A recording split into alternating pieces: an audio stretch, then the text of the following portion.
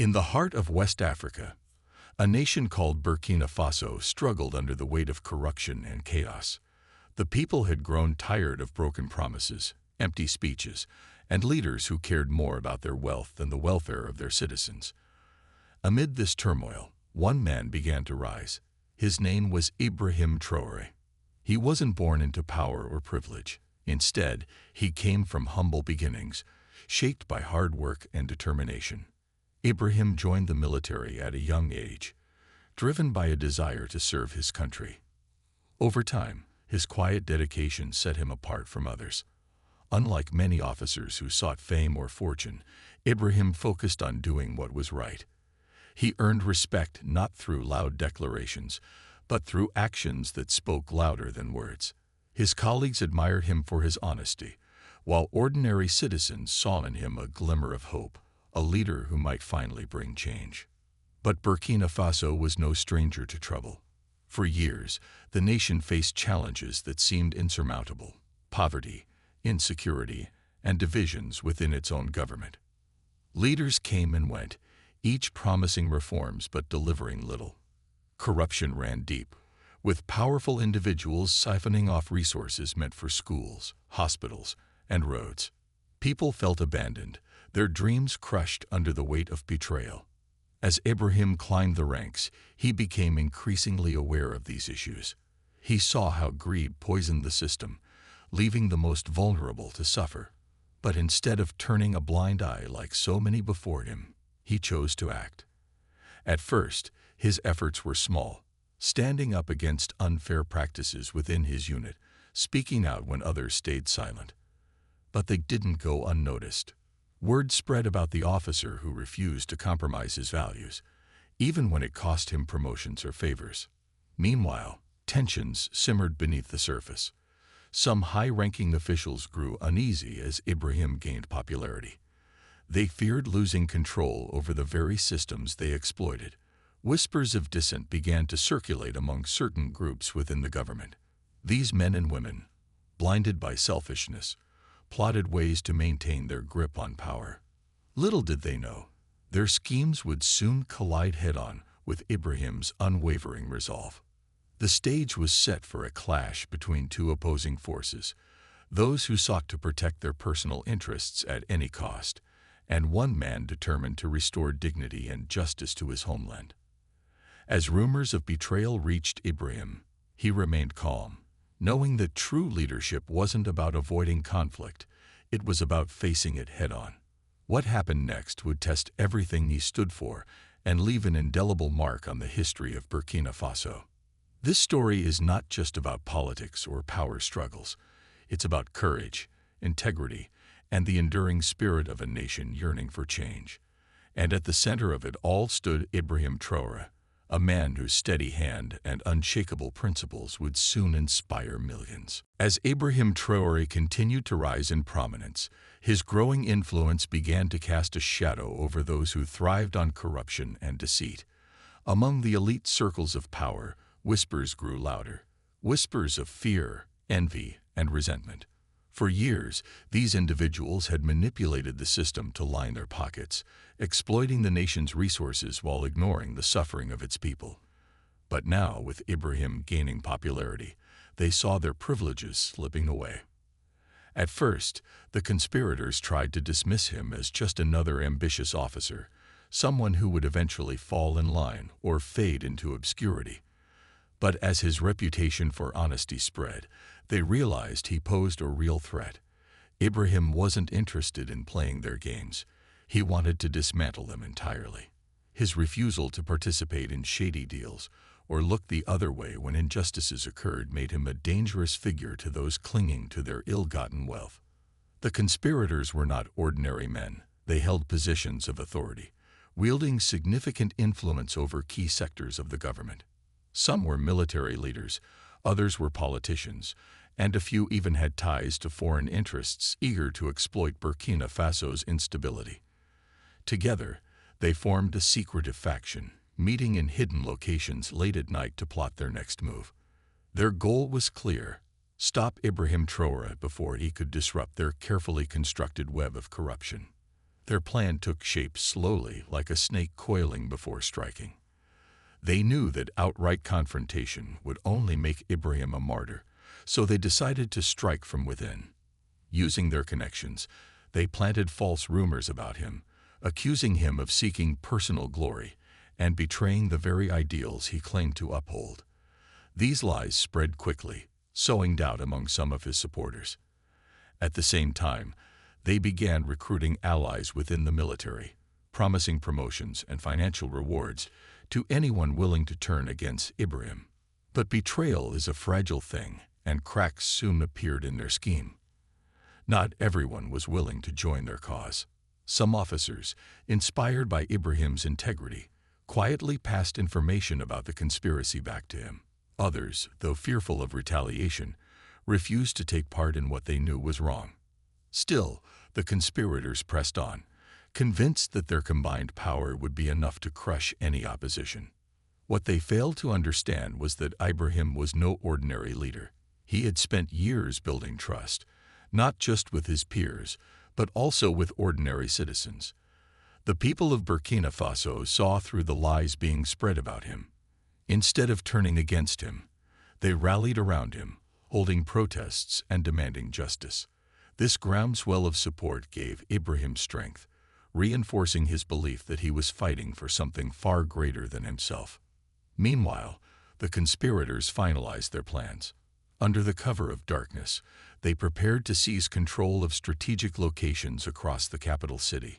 Tanks were readied, weapons stockpiled, and orders distributed. They believed they had accounted for every detail, ensuring there would be no room for failure. Yet, unbeknownst to them, their actions had already tipped off Ibrahim's loyalists. Every move they made was being watched, analyzed, and countered behind the scenes. Tension hung thick in the air as the days passed. The nation teetered on the edge of chaos, unaware of the storm brewing beneath the surface. On one side stood the conspirators, driven by greed and fear of losing their grip on power. On the other stood Ibrahim Traoré, steadfast in his commitment to justice and determined to protect the future of his country. What happened next would change everything, for better or worse. The night was eerily quiet, the kind of silence that often precedes a storm. In the capital city of Ouagadougou, most people had gone to bed unaware that their nation was on the brink of chaos. But for Ibrahim Traoré and his loyalists, there was no rest. The air buzzed with tension as reports poured in about unusual movements. Tanks rolling into position, soldiers gathering at key locations, and communications being intercepted. It didn't take long for Ibrahim to realize what was happening. The conspirators were making their move.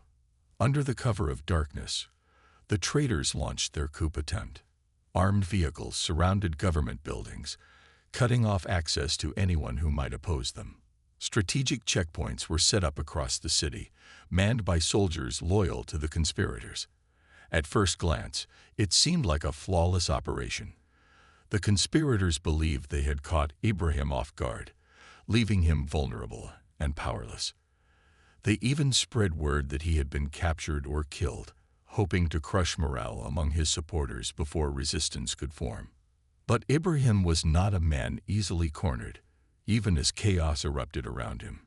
He remained calm, his mind working swiftly to assess the situation. He knew panic would only play into the hands of his enemies. Gathering his closest advisors and trusted officers, he devised a counter-strategy. His team worked tirelessly, piecing together intelligence from informants within the conspirators' ranks. Every detail mattered: the positions of their forces, the identities of their leaders, and the weak points in their plan. What the conspirators hadn't counted on was the depth of loyalty Ibrahim commanded.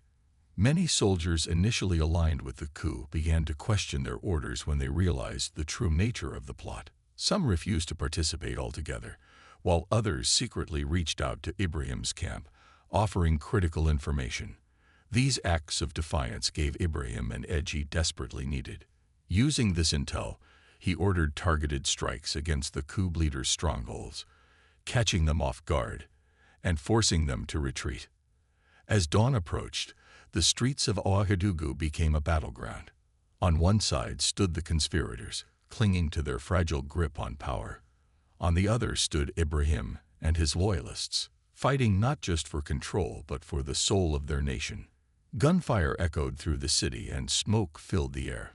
But amidst the chaos, something remarkable began to happen. Ordinary citizens, inspired by Ibrahim's courage, took to the streets. They blocked roads, chanted slogans of support, and shielded anti-coup forces whenever possible. Their presence turned the tide, sending a clear message. The people would not stand idly by while traitors tried to steal their future. By sunrise, it was evident that the coup attempt was unraveling. The conspirators' carefully laid plans crumbled under the weight of resistance. Key figures in their ranks were arrested, while others fled into hiding, abandoning their posts. Tanks that once symbolized oppression now stood idle, seized by loyalist forces. The failed coup left behind a trail of confusion and fear, but also hope. For the first time in years, the people of Burkina Faso felt empowered, united by a shared determination to protect their country from those who sought to destroy it. Ibrahim watched as the dust settled, his expression a mix of relief and resolve. He knew the fight wasn't over. Rooting out corruption would require more than a single victory. But for now, the immediate threat had been neutralized. As the sun rose higher in the sky, casting light over the battered city, Ibrahim Traoré stood tall, a beacon of resilience in a nation yearning for peace. As the dust of the failed coup began to settle, Ibrahim Traoré wasted no time in taking control of the situation. His sharp mind and strategic thinking came into play as he orchestrated a series of calculated moves to dismantle the conspirators' network completely. The traitors had underestimated him, assuming that their positions of power and access to resources would guarantee victory. But they hadn't accounted for Ibrahim's ability to adapt, outthink, and outmaneuver them at every turn. One of Ibrahim's greatest strengths was his network of loyal informants, men and women who operated in the shadows, feeding him critical information about the conspirators' plans. These individuals weren't just soldiers or government officials. Some were ordinary citizens who had grown tired of corruption and saw Ibrahim as their last hope for change. Through their reports, Ibrahim learned exactly where the traitors were hiding, which locations they considered secure, and how fragmented their command structure had become after the failed coup. Armed with this knowledge, he devised a plan to strike swiftly and decisively. The first step was to cut off the conspirators' communication lines. By disabling key radio frequencies and seizing control of phone networks, Ibrahim ensured that the traitors couldn't coordinate their efforts effectively. Without a unified chain of command, their forces became disjointed and confused. Some units surrendered immediately, realizing the futility of continuing the fight. Others tried to regroup but found themselves surrounded by loyalist troops before they could act. Ibrahim also employed psychological tactics to weaken the morale of the conspirators. He ordered public announcements over loudspeakers, urging soldiers aligned with the coup to lay down their arms and join the side of justice. "Your betrayal will not define you," he declared. "You still have a chance to make amends and stand with the people you swore to protect." Many soldiers, torn between fear of punishment and guilt over their involvement, chose to defect. Each defection further eroded the conspirators' strength, leaving their leaders increasingly isolated. But perhaps the most brilliant move came when Ibrahim targeted the financial lifelines of the traitors. Corruption thrives on money, and the conspirators were no exception. Using intelligence gathered from bank records and intercepted communications, Ibrahim froze their assets, cutting off their access to funds. This blow was devastating, as it exposed the true motivations behind their actions: greed. Without money to bribe allies or fund their operations, the conspirators found themselves powerless. As the days passed, arrests mounted. High-ranking officials who once strutted through the halls of power were now paraded in handcuffs, their faces etched with shame. Among them were generals, politicians, and even foreign operatives who had secretly supported the coup. Each arrest sent shockwaves through the nation, proving that no one was above accountability, not even those who thought themselves untouchable. Through it all, Ibrahim remained calm and composed. He rejected calls for vengeance, insisting that justice must be fair and transparent. Trials were scheduled, evidence was meticulously gathered, and legal proceedings were broadcast publicly to ensure transparency. The people watched with bated breath, marveling at how methodically Ibrahim dismantled the web of deceit that had plagued their nation for so long. By the time the last conspirator was apprehended, the nation had undergone a transformation. What started as a desperate attempt by traitors to cling to power had turned into a moment of reckoning. Ibrahim's leadership shone brighter than ever, earning him admiration both at home and abroad. Yet he knew the road ahead wouldn't be easy. Rooting out corruption required more than capturing traitors. It demanded systemic change. Still, as the sun set on another day, Ibrahim stood firm, ready to lead his nation toward a brighter future. With the conspirators defeated and their leaders in custody, Ibrahim Traoré turned his attention to the most critical phase of his mission, ensuring justice was served. He understood that the aftermath of the failed coup would define not only his leadership, but also the future of Burkina Faso. If handled poorly, it could breed resentment and division. But if done right, it could restore faith in the rule of law and inspire a new era of accountability. Ibrahim made it clear from the start that revenge had no place in his vision for justice. Despite the anger and frustration simmering among the public, he insisted on following due process. Trials were organized with independent judges overseeing the proceedings, ensuring fairness even for those accused of treason. Evidence was carefully documented. Bank records, intercepted communications, witness testimonies, all presented openly in court, so there could be no accusations of bias or misconduct. Transparency became the cornerstone of this process, and the people watched closely, eager to see justice unfold. The trials captivated the nation. For years, citizens had seen powerful figures act with impunity, stealing resources meant for schools, hospitals, and infrastructure while facing no consequences. Now, these same individuals sat in courtrooms, forced to answer for their actions. High-ranking officials who once strutted arrogantly through government buildings now appeared humbled, their faces pale as prosecutors laid out their crimes. Some tried to deny involvement, but the overwhelming evidence left little room for denial. Others confessed, hoping for leniency, though they knew forgiveness would depend on their willingness to cooperate fully. What struck many observers was Ibrahim's compassion during this period. While he demanded accountability, he also emphasized rehabilitation. In speeches to the public, he reminded everyone that punishing wrongdoers wasn't about hatred, it was about healing. "We are not here to destroy lives," he said. "We are here to rebuild our nation. Those who seek redemption will find it, but only through honesty and effort." This message resonated deeply, especially among younger generations eager to move forward without carrying the weight of bitterness. Beyond the courtroom, Ibrahim worked tirelessly to recover stolen assets.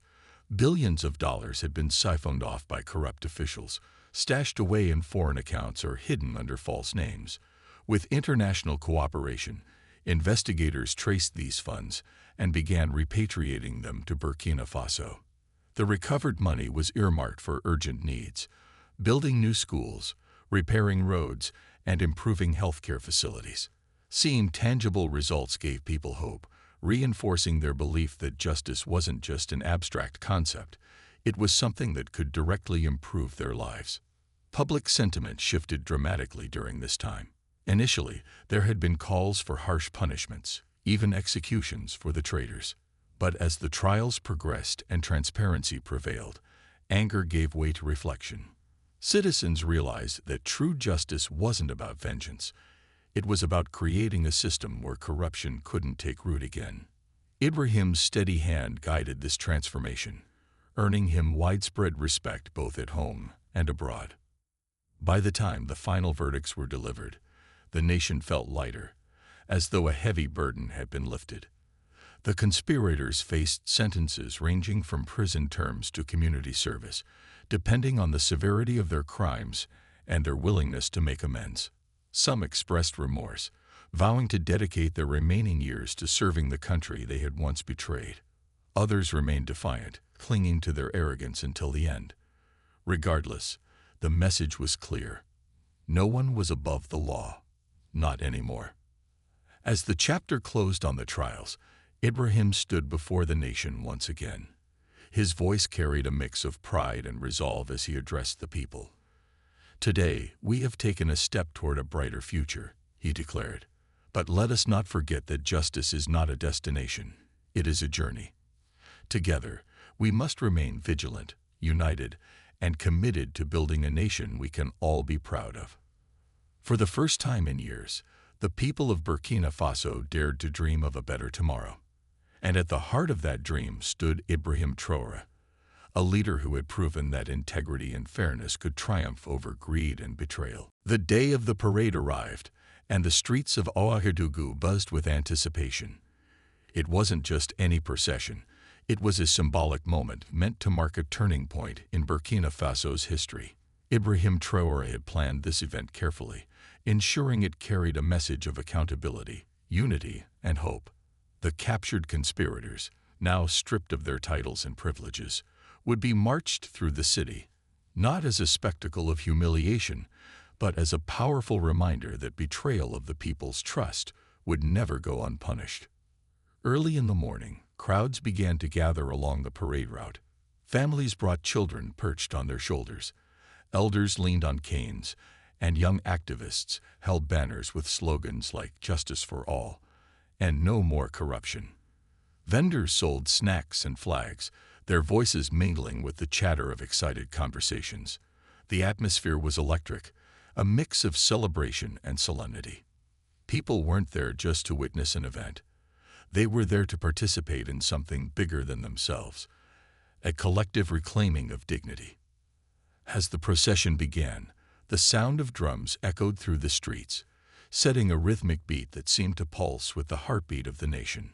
Leading the parade were soldiers loyal to Ibrahim, marching in perfect formation, their boots striking the ground with precision. Behind them came the captured traitors, walking in plain clothes under heavy guard. Their heads were bowed, some visibly trembling, while others stared straight ahead, refusing to meet the eyes of the crowd. They were no longer generals or politicians, just ordinary men exposed for their greed and deceit. What made the parade truly remarkable was how the people responded. There were no jeers or chants of hatred. Instead, the crowd remained eerily silent at first, watching intently as the traitors passed by. Then, slowly, applause began to ripple through the throng. It started softly, almost hesitantly, but soon grew into a thunderous ovation. Not for the fallen leaders, but for the justice they represented.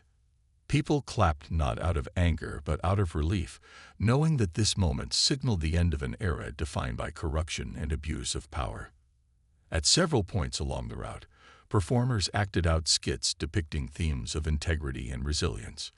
In one scene, actors portrayed a group of villagers working together to rebuild a collapsed bridge, symbolizing the strength of unity. In another, a greedy official was shown hoarding sacks of grain while children starved around him, only to be confronted by a brave whistleblower. These performances resonated deeply with the audience, drawing cheers and laughter. Children danced to the beat of traditional drums, waving miniature flags as their parents sang songs of freedom. Ibrahim himself joined the parade later, riding in an open jeep so everyone could see him clearly. He wore no medals or elaborate uniforms, just a simple outfit that reflected his humility. As he passed, the cheers grew louder, with people shouting his name and chanting phrases like "Traoré, our hero," and "For Burkina Faso." His presence electrified the crowd, serving as a living testament to what courage and honesty could achieve. Throughout the parade, large screens displayed images of recovered stolen assets, piles of cash, luxury cars, and even mansions seized from the conspirators. Announcers explained how these resources would now be used to fund schools, hospitals, and clean water projects. Each announcement drew roars of approval from the crowd, who saw firsthand how justice translated into tangible benefits for their communities. By the time the parade concluded, the sense of renewal was palpable. What had begun as a somber reckoning ended as a jubilant affirmation of hope. People left the streets talking about the future, not with fear or resignation, but with excitement. For many, the parade wasn't just a display of accountability. It was proof that change was possible when leadership aligned with the will of the people. And at the center of it all stood Ibrahim Traoré, a man whose actions reminded everyone that true progress required both courage and compassion. In the weeks following the parade, Ibrahim Traoré turned his focus to healing the wounds that years of corruption and betrayal had inflicted on Burkina Faso. He knew that justice alone wasn't enough to rebuild trust. It required action, empathy, and a genuine connection with the people. With determination, he embarked on a nationwide campaign to listen, learn, and lead. A journey that would transform not only the nation, but also how its citizens viewed their government. Ibrahim began by organizing town hall meetings in every corner of the country. These weren't just formal gatherings where officials spoke from podiums while citizens listened silently. Instead, they were open forums where anyone could voice their concerns, share their struggles, or suggest ideas for improvement. From bustling cities to remote villages, people came in droves, eager to speak directly to their leader. Farmers talked about droughts ruining their crops. Teachers described overcrowded classrooms with no supplies, and mothers pleaded for better health care for their children. Ibrahim listened intently, taking notes and asking questions, showing everyone that their voices mattered. To ensure these conversations translated into real change, Ibrahim launched what he called the People's Action Plan. This initiative focused on addressing the most pressing issues raised during the town halls. Schools that had been neglected for years were repaired and reopened, funded by assets recovered from the conspirators. Medical clinics received new equipment, and doctors were sent to underserved areas. Roads that had become nearly impassable were reconstructed, reconnecting isolated communities to markets and opportunities. Every project was accompanied by signs reading, "Built for you, by us," reminding citizens that their needs were finally being prioritized. But Ibrahim didn't stop there. Recognizing that corruption thrived in secrecy, he introduced sweeping reforms to make the government more transparent. Public budgets were published online, allowing citizens to track how funds were allocated and spent. Independent watchdog groups were given legal authority to investigate misconduct without fear of interference. Whistleblowers who reported wrongdoing were protected and even rewarded, creating a culture where accountability became the norm rather than the exception. The impact of these efforts rippled across the nation. In small towns, elders spoke of feeling heard for the first time in decades. Young activists organized campaigns to educate their peers about civic responsibility, inspired by Ibrahim's emphasis on unity and participation. Artists painted murals celebrating honesty and resilience, turning walls into canvases of hope. Even skeptics who had doubted whether things could truly change found themselves surprised by the tangible progress unfolding before their eyes. One of the most heartwarming developments was the renewed sense of pride among the people. For so long, many had felt ashamed of their country, seeing it as a place defined by poverty and mismanagement. Now they saw Burkina Faso as a land of potential, a nation capable of rising above its challenges. Street vendors named their businesses after Ibrahim. Parents told stories of his bravery to their children, and musicians composed songs praising his leadership. Though Ibrahim himself avoided personal glorification, he understood that this newfound optimism was essential for lasting transformation. Yet, Ibrahim remained humble throughout it all. In interviews, he often reminded people that the work was far from over. "This is not my victory," he would say. "It belongs to every man, woman, and child who refused to give up on our nation. Together, we are building something extraordinary, but we must never stop striving for better." His words resonated deeply, reinforcing the idea that true leadership wasn't about commanding others but empowering them. As months passed, the spirit of renewal continued to spread. What had once seemed like an impossible dream, breaking free from cycles of corruption and despair, was becoming a reality. And at the heart of this transformation stood Ibrahim Traoré, a leader who led not with power, but with purpose, proving that trust could be rebuilt one honest decision at a time. Years passed, and the name Ibrahim Traoré became synonymous with hope and resilience in Burkina Faso. His actions during and after the failed coup had not only saved the nation from chaos, but also ignited a movement that would shape its future for generations. The man who once rose through the ranks as an ordinary officer was now celebrated as a national hero, a symbol of integrity, courage, and unwavering dedication to his people. The legacy of Ibrahim's leadership extended far beyond the immediate victories over corruption and betrayal. Schools that were rebuilt under his people's action plan became centers of learning and innovation, producing bright young minds eager to contribute to their country's growth. Hospitals flourished with better resources, reducing infant mortality rates and improving life expectancy. Roads that connected rural villages to cities opened up new opportunities for trade and employment, lifting countless families out of poverty. These changes weren't just statistics, they were stories of lives transformed, dreams realized, and communities revitalized. But perhaps the most profound impact of Ibrahim's leadership was the shift in mindset among the people. He had taught them that accountability wasn't something to fear, it was something to embrace. Citizens began holding their leaders to higher standards, demanding transparency and fairness at every level of governance. Grassroots movements sprang up across the nation, tackling issues like environmental conservation, gender equality, and youth empowerment. Even after Ibrahim stepped down from power, the culture of integrity he fostered endured, ensuring that progress continued long after his tenure ended. Monuments dedicated to his leadership dotted the landscape of Burkina Faso. Statues depicting him standing tall amidst broken chains became iconic symbols of liberation from oppression.